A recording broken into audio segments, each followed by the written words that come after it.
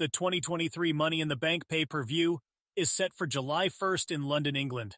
I have no doubt this year the matches will deliver, but I can't lie and say I'm not nervous about the outcome, and I really hope the right winners are chosen unlike these. Yeah. Let's keep those in the Vince era, but I thought it would be fun to rank the wrestlers in order of who has the best chance to win that briefcase and cash in on the champion of their choosing. Starting with the women's ladder match. Number 6, Trish Stratus. After costing Becky and Lita the tag team championships, the Hall of Famer had been brought back for a program with Becky Lynch that's rumored to end at SummerSlam. Trish unexpectedly got a qualifying match against Raquel Rodriguez and was put in the match at the last minute. Normally, a legend and Hall of Famer at her age isn't put in a Money in the Bank match, which is exactly why she won't win. Trish and her new bodyguard or prodigy, whatever you want to call her, Zoey Stark, are there to escalate their feud with Becky and make sure she doesn't win.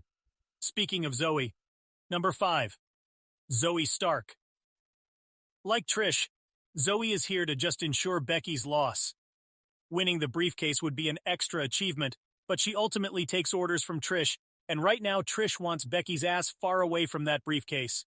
The only reason she has a better chance than Trish is because Zoey is going to be here after this feud, allowing her to keep the briefcase and use its momentum into other feuds unlike Trish, who's only here for the summer. Number 4, Becky Lynch. Both Trish and Zoey are going to try their best to keep Becky away from that contract, but we all know Becky still has a better chance to win than the both of them combined. I can see WWE putting the briefcase on an established star like Becky and use it to kickstart a program with the reigning women's world champion, Rhea Ripley.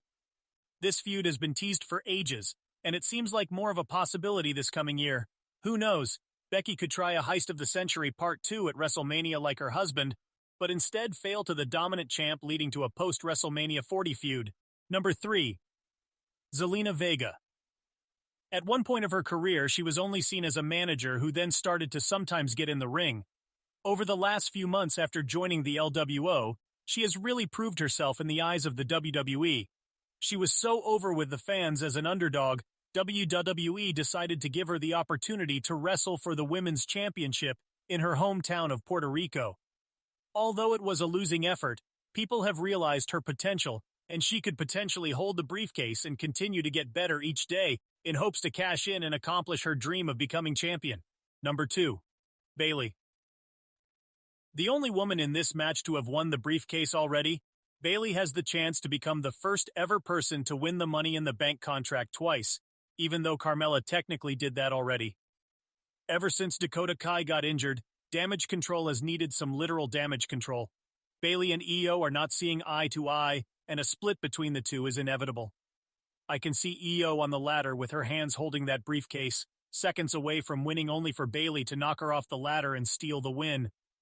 After all, Iyo did put up Bayley's Money in the Bank spot on the line on behalf of her Damage Control teammate.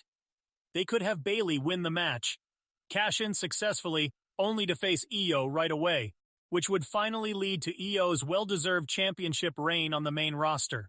Number 1, Iyo Sky. Instead of Bayley winning in a feud between them two, they could just have Sky win the ladder match and briefcase right off the bat. This is truly the best-case scenario. She's been red hot with the crowd ever since that amazing performance against Bianca Belair at Backlash. She's main event ready in the eyes of the fans.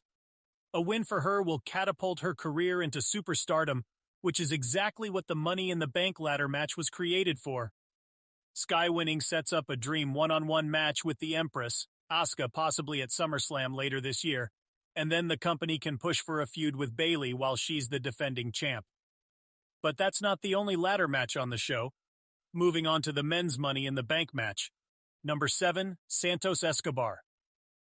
I can't see WWE or Triple H giving the briefcase to Santos, who's only just recently debuted on the main roster. He's doing great right now with the whole LWO stuff, and in the future, after the LWO turns heel on Rey Mysterio, and WWE establishes Escobar as a top heel, he's going to be a huge star. There's definitely a bright future, and who knows, he might win the briefcase next year. Number 6, Ricochet. Ricochet paired with a ladder match should be nothing but spectacular. He's going to show up and deliver, but unfortunately for him, he won't win. He's had a decent push under Triple H and on Monday Night Raw, but it's unlikely he wins. Number 5, Butch. under Triple H, Butch has a higher chance of succeeding, but I don't think that means he'll win the latter match. The only reason I have Butch this high up is because WWE has been pushing the idea of the Money in the Bank winner cashing in for a mid-card title. The only way Butch wins this is if he cashes in on Gunther to relive their NXT feud. I don't think he's beating Seth Rollins, and he's 100% not beating Roman Reigns. Number 4, Shinsuke Nakamura. WWE had the chance to make Nakamura world champ after he won the Royal Rumble in 2018. They didn't pull the trigger at WrestleMania, they didn't pull the trigger in the matches against AJ that followed Mania, and they won't pull the trigger now. But he has proven to be a main event level star because of his previous runs in the main event, challenging for the world title, which gives him the edge compared to those below him on this list. Number 3, Damian Priest.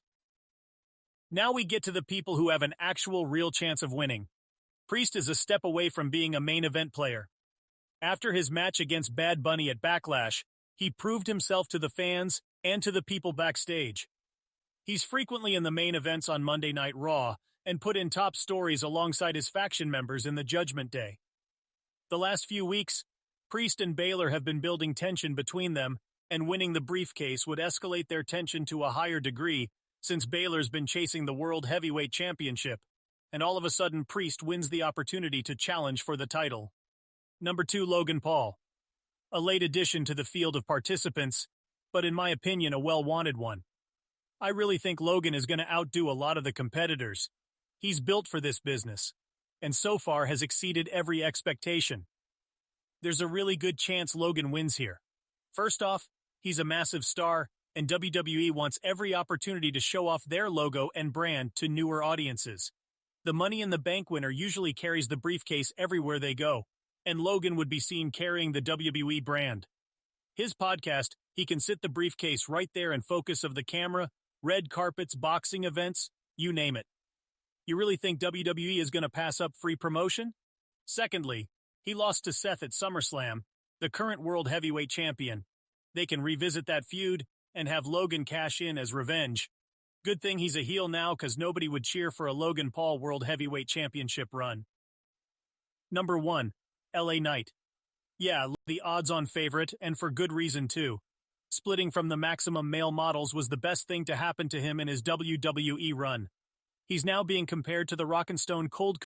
Out of all the people competing this year, he's the most over. Consistently getting the loudest pop, and every time he appears, the fans go crazy. The briefcase has his name written all over it, and this win would do wonders for his career. He's got all the tools to be a main event player. If WWE wants a real megastar, now's the time to strap a rocket around this guy and shoot it to the moon. That being said, this year's Money in the Bank pay-per-view has the potential to breed new stars for the next decade. I hope Triple H does it right this year and bring the credibility back to the briefcase and the gimmick of the Money in the Bank match. Fingers crossed. If you enjoyed this video, please give it a thumbs up, subscribe to the channel, and click on the post notification bell to stay updated with future content. Thanks for watching, and I'll see you on the next vid.